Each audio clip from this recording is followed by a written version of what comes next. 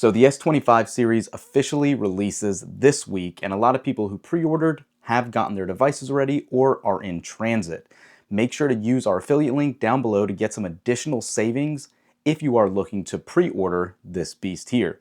So obviously this video is going to center around the S25 Ultra's cameras, its zoom and video capabilities.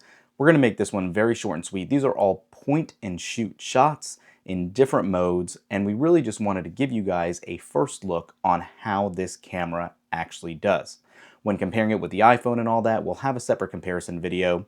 As opposed to last year's S24 Ultra, there are slight tweaks, but not a lot of differences. Aside from the processing power, hardware is mostly the same, except for one change to the ultra-wide camera, and it does make a difference.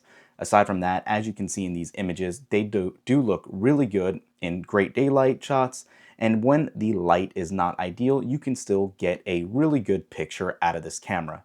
What do you guys think? Comment down below, let us know your thoughts, and let's jump right into these camera samples. We're not going to make this very technical in nature, we just really want to show you what this camera is capable of right out of the box.